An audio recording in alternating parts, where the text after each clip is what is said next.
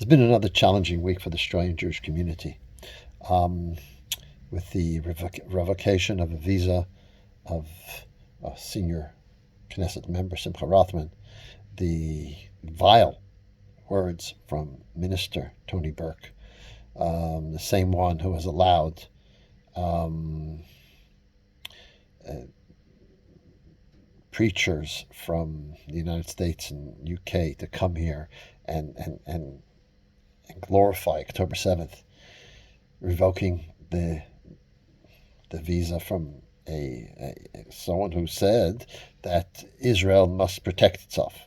Yeah, right. That's the problem, and of course the issue between the government in Israel, and the unfortunate, shall I say, intervention of the CAJ into the issues between the Prime Minister and the Prime Minister of Australia. That's part and parcel of what's been taking place lately. And of course, it's very disheartening for many. Many people feel disheartening, fearful, etc. I'd like to share with you, historically, in 1969, there was a war that was going on between Israel and its neighbors. It's a war that not many people know about. It's called Milchemet Hatashah, which is the war of attrition. And over a 3-year period, Israel lost close to 1,000 lives in that war, where they were shooting at Israeli settlements and army positions near the Suez and in Judea and Samaria. And at that time, there was a delegation that came from the United States to Israel, and Moshe Dayan spoke to them.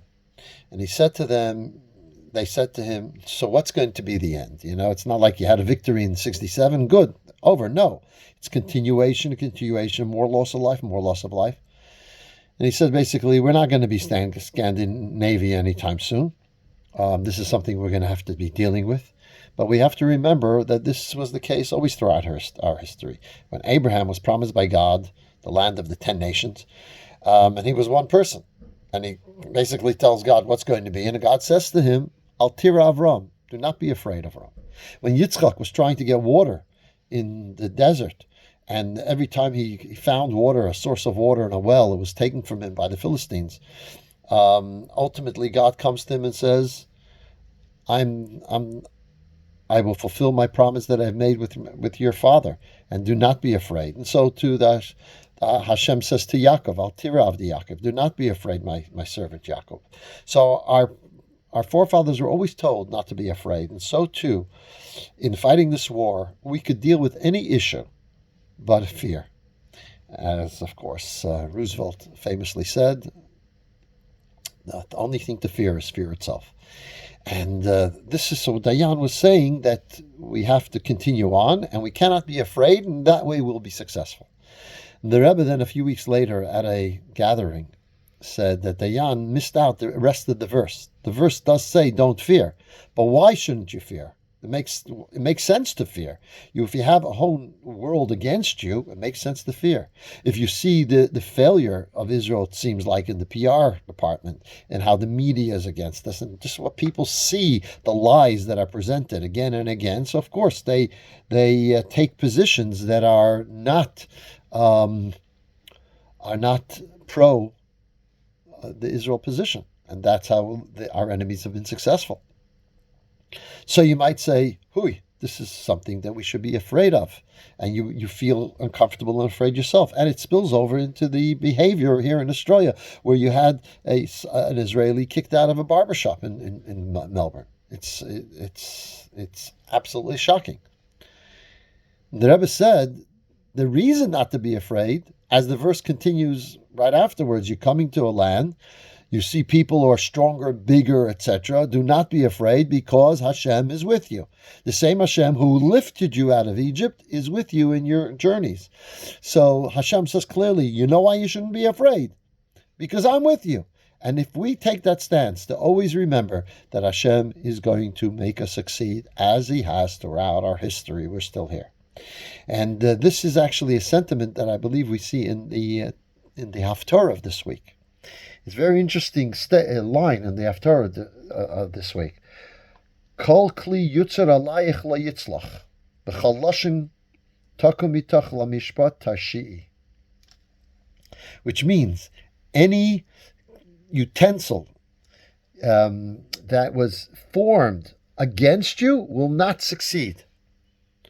Wow, that's a message for today. Kol kli yutzer alayich liyitzlach.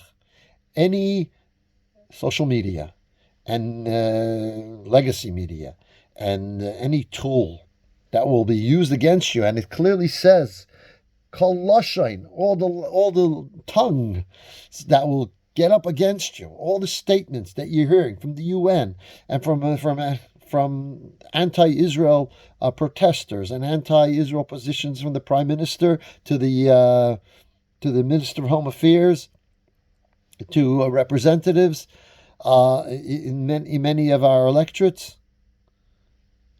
That language, that tongue will come against you, but you'll be able to overcome that. Why? Because Hashem is with us. And why is Hashem with us? Someone might ask, the Rebbe said, well, why should Hashem be with us if we're not committed to Hashem? So in the when there was a spiritual leader who had to bring morale to the troops as before they went to the war, he would go speak to them. And the first two words he says, Shema Yisrael, hear Israel. And then he would say, you're going up against your enemies. Do not be afraid of them. Hashem is going with you and he'll protect you. Why does he start Shema Yisrael, hear Israel? No, mostly that's not the term that's used all the time. Says Rashi, that even if all you have is the merit of saying Shema Yisrael, that is enough for you not to be afraid. If you have the merit of saying Shema Yisrael, it's enough that Hashem will be with you and make sure that any tool that's created against you will not work. So we have to be certain and clear that all the propaganda created against us, the tongue that's created against us, all the tools that are used against us will not work for the merit of the fact that we say Shema Yisrael, for the merit of the fact that we have Hashem with us. We should not be afraid. We should go into the month of Elul, the new month, and as we approach the new year, with a bounce in our step, with a joy in our movement, knowing that when Hashem is with us, and we will prevail and succeed. Shabbos.